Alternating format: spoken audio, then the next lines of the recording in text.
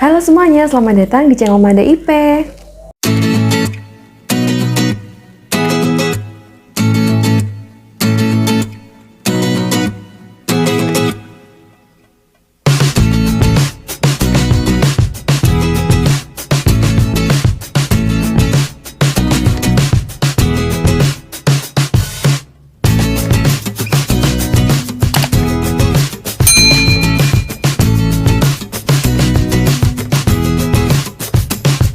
Assalamualaikum, kembali lagi dengan saya Mahda.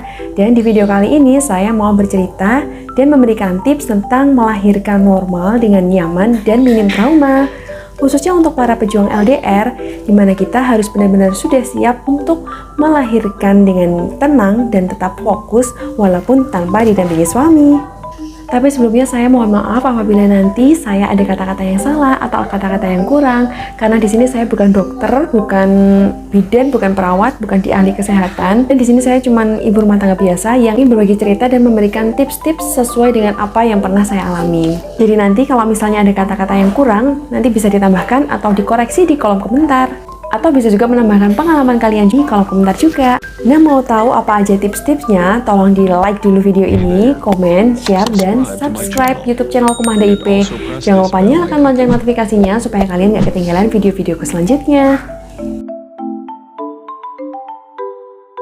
Nah, sebenarnya proses melahirkan itu tidak seperti yang sinetron-sinetron yang ada di TV yang penuh dengan drama, penuh dengan teriakan-teriakan gitu. Walaupun ternyata ada yang seperti itu di kehidupan nyata. Nah, biar kita sebagai seorang ibu, seorang calon ibu itu nggak mengalami seperti itu, semoga tips-tips yang saya berikan ini bisa membantu kalian dan bisa membuat kita melahirkan itu dengan nyaman, tenang, dan minim trauma.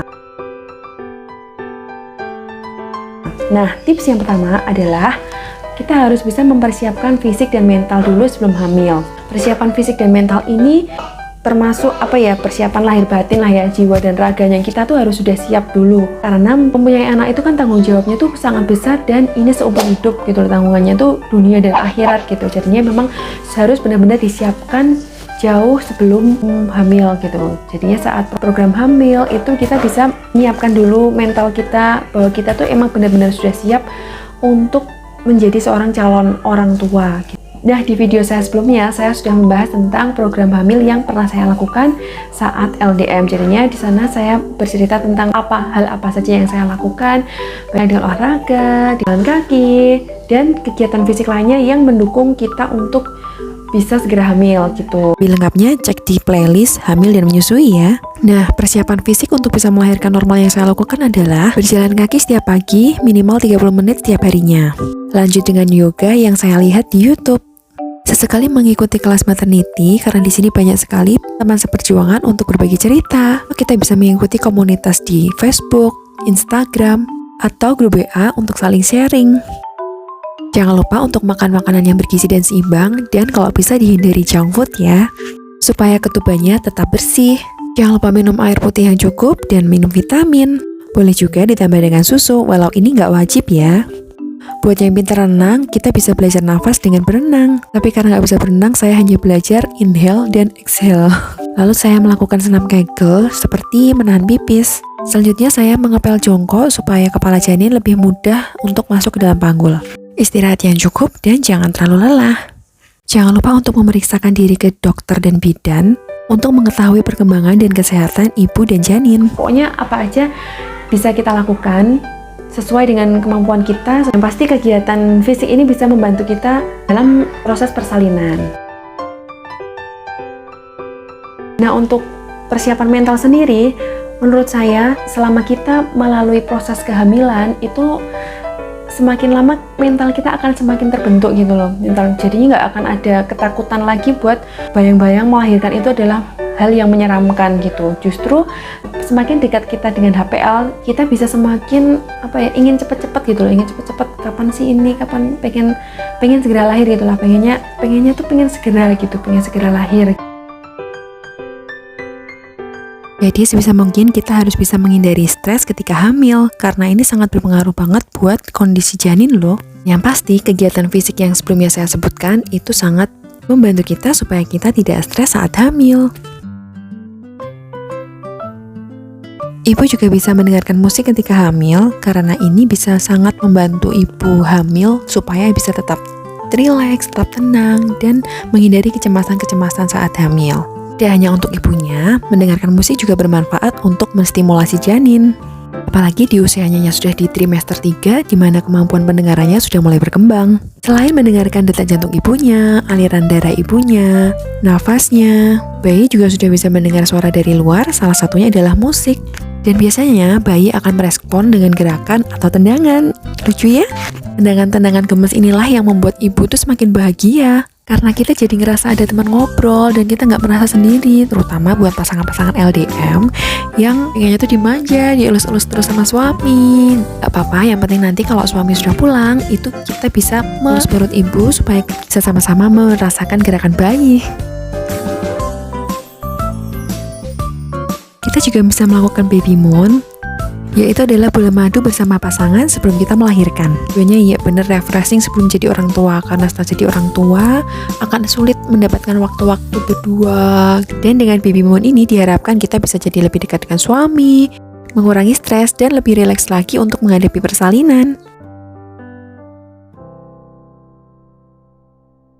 Dan jangan lupa untuk perhatikan hal-hal ini ya, yaitu sudah mendapatkan izin dokter, mengambil di trimester kedua, lalu pastikan di tempat yang dekat-dekat aja, nggak usah jauh-jauh. LDM harus bisa merencanakan kapan kita harus cuti ya. Jadi kan tempat hiburan juga dekat dengan rumah sakit.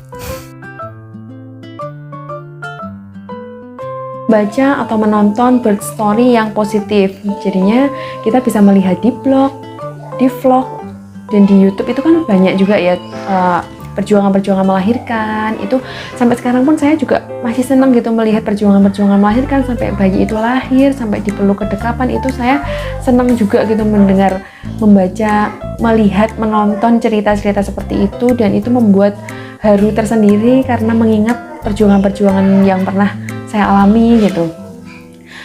Nah, kalau bisa menontonnya itu hal-hal yang positif aja dan hindari yang negatif-negatif ya, karena bisa berpengaruh sama afirmasi yang kita bentuk gitu. Jadinya kita memang harus menetapkan, kita harus memberikan afirmasi yang positif, sugesti yang positif, sehingga kita bisa melahirkan dengan nyaman dan minim trauma.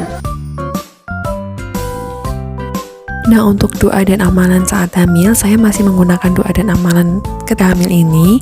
Bisa dicek di video saya, yaitu di playlist Hamil dan Menyusui. Yaitu dengan membaca salah satu nama Allah, yaitu Ya Musyawir, yang artinya Allah yang Maha menciptakan rupa dan bentuk. Yang bisa kita baca 100 kali setelah selesai sholat wajib atau sunnah. Tidak hanya itu saja, tapi kita juga membaca 99 Asmaul Husna yang lainnya, yaitu setelah selesai sholat sunat maupun wajib. 3, saya juga membaca doa ingin memiliki anak, ini sejak sebelum hamil sampai saya hamil. Allah ya Robbi, karuniakanlah kepada kami kekasih dan penolong dari sisimu.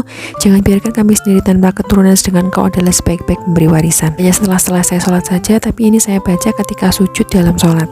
Bapak jika sujudnya menjadi lebih lama, karena ini juga membuat kepala bayi itu bisa lebih cepat dan mudah untuk masuk dalam panggul. Selanjutnya, sebenarnya tidak hanya membaca surat Yusuf dan Maryam ya, tapi kita bisa membaca semuanya, semua surat dalam Al-Quran, kalau bisa setelah selesai sholat, dan kita bisa membacanya, minimal saat hamil itu kita bisa khatam 1 kali. Dan ketika kita sudah membaca Al-Quran setiap hari, itu hati ibu akan menjadi lebih tenang, menjadi lebih bahagia, tidak stres, dan untuk janin, bisa memiliki kecerdasan emosional yang baik. Nah, itu semuanya adalah persiapan fisik dan mental untuk bisa melahirkan normal dengan nyaman dan minim trauma. Selanjutnya masih ada 2 lagi yang kita bahas, yaitu adalah support system saat melahirkan dan menikmati gelombang cinta dengan senyuman. Untuk part 1 cukup sampai di sini ya. Nanti akan ada part 2 dan 3 di video selanjutnya. Jangan lupa di like, comment, share, dan subscribe ke channel Kumah DIP supaya saya bisa lebih semangat lagi buat bikin video-video lainnya yang lebih menarik dan bermanfaat. Wassalamualaikum warahmatullahi wabarakatuh. Intinya nanti di tips-tips selanjutnya itu akan membuat mental kita semakin kuat mendekati persalinan.